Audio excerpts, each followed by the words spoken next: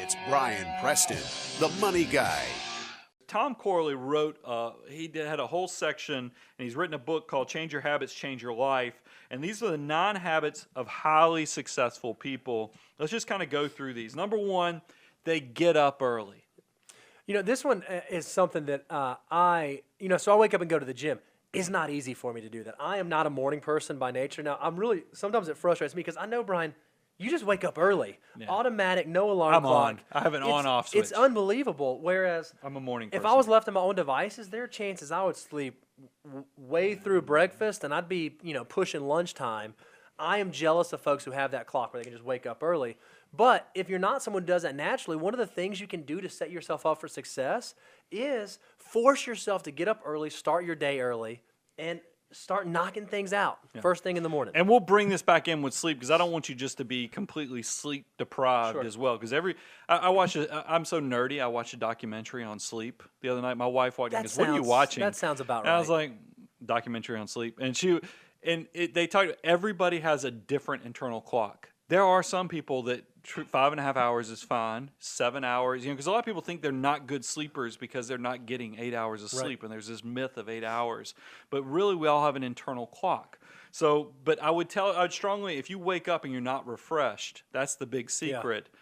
Just because you're getting up at 5 a.m. doesn't mean maybe you should go to bed a little earlier if you're not waking up refreshed. But I thought this stat was pretty incredible. It said 50% of self-made millionaires got out of bed at least 3 hours before their workday actually started. So they're doing something before they're just waking up. If your workday starts at 8, they're getting up at 5, exactly what you talked about. Number 2 of these 9, they read a lot. 88% devote 30 minutes or more each day to education or self-improvement through reading. Now realize, Sarah and Dr. Thomas Stanley did not get together and put together these lists together. That's what's crazy to me. They didn't all kind of get in a room and go, you write your book first, we'll write our book second. And then think about also how to make friends and influence people. Yep. That book has been around forever. And a lot of these concepts all roll in it. That's what I get. When I was putting together the show notes, I was like, there it is again. I got so excited thinking about these habits that interconnect with each other. One thing I struggle with too, and I hear a lot of people talk about this, about balancing fiction reading versus nonfiction reading. And what's really interesting, and I noticed in all the stuff that we looked up, it didn't explicitly state that. All it said was pleasure reading. And what we found is, me and you talk about this all the time, Brian, when we talk about like a lot of the reading we do on the side, a lot of the time it's in the lane of what we do. It's reading about personal finance, or maybe it's reading about a sleep study, which just seems out there.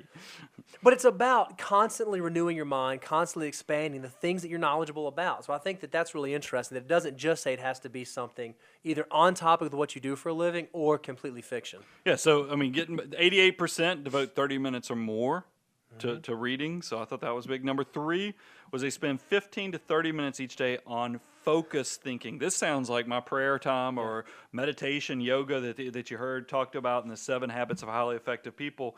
So having quiet time to analyze your thoughts is associated with stress reduction. Love it. Number 4, this one's going to sound familiar, they make exercise a priority. 76% carve out 30 minutes or more for aerobic exercise. I think that's great. Now, I don't do it daily, but 3 times a week is enough for my body. I need some time to heal. Richard Branson, billionaire, wakes up at 5 a.m. to play tennis or bike, and he says it has personally doubled his productivity. He attributes exercise to doubling his productivity. Number 5, they spend time with people who inspire them. Now, I read that, and then because when I was doing the show prep on this, my pastor at church it was 2 days earlier from when I was writing these show notes, gave this famous Jim Rohn quote, and this is what it says, quote, "You're the average of the 5 people you spend the most time with." That's an intense thing to think about. Well, I think, I look at it, we moved from South Atlanta to up here, and one of the benefits I will tell you of moving to Franklin, Tennessee is there are a lot of people who work in video. There are people who work in social media. There are people who, if you want podcast resources, I went to a podcast conference 15 minutes from my house. And you don't realize that just having access to the people that you can be around as a resource really does this. The people you spend time with has a huge impact on your potential and who you can be. Number 6, they pursue their own goals. 80% are obsessed. That's what he put in quote, obsessed with pursuing goals. And what I think is really interesting is, do you know what it takes to pursue a goal? It's a loaded question. You have to know what your goal Yeah, you have is. to It's write that it down exact is thing. what I was gonna say. Begin with the end in mind. That's exactly what they're saying here. You have to know what your goals are, and then you have to be obsessed with pursuing those. I think that's fantastic. Here's two personal things. I like to always throw little stories in there. I pick on you, Bo, because I told you, you've been with me for a decade now, probably over a decade now. That's right. And as I've got, and as you were going through, I said, now sometimes you got to slow down because you're so busy going through that internal checklist of being an achiever that I don't know that you're looking around to recognize and enjoy and appreciate the stage of life you're in. Because there's going to come a day you're going to look back and you're going to miss those days when it was fun to do this or fun to do that. I mean, there's country songs. There's all kind of things that talk about that. But I do think, and this is why I will tell you, I did a efficiency class where you're keeping all these journals and things. You know what I'm talking about. Where you have to keep journal. And I was getting so much accomplished. Oh yeah, I was getting so much accomplished, but I was driving my wife crazy because I quit sleeping. And because all I could do was focus on this list of the things the you had to efficient do, things I have not done.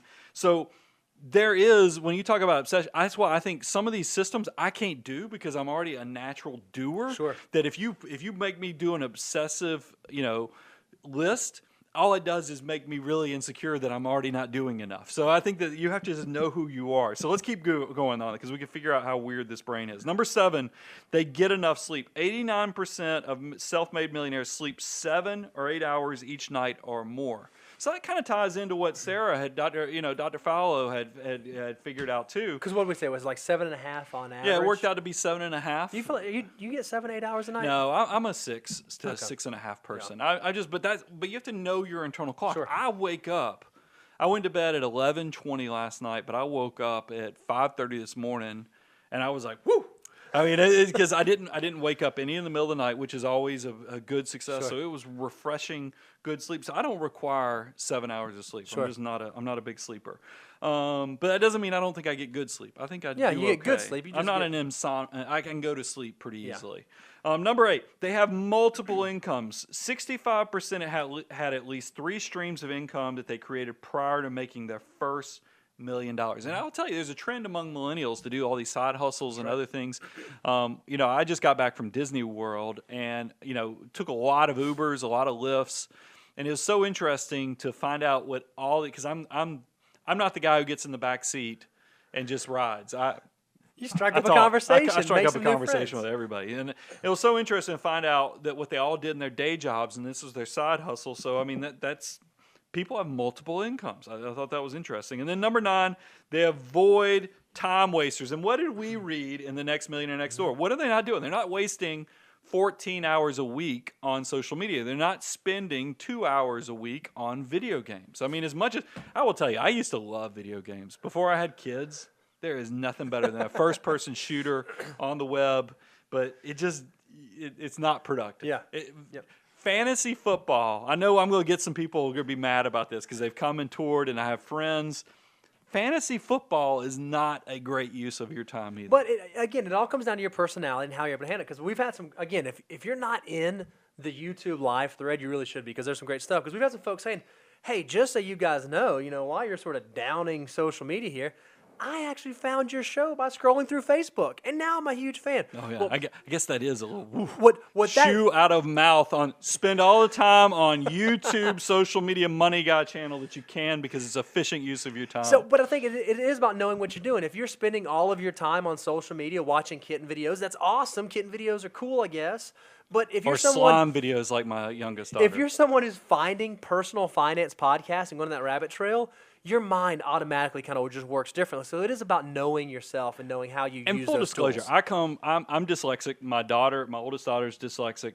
When I say I read a lot of books, I listen to a lot of books, if you want to be honest. We actually had somebody say, hey, do podcasts and audiobooks count? That was one of the questions. I don't, because my brain just doesn't work with normal. I read a lot of articles and stuff, but I listen to books is what I find to be very effective and efficient for use of time.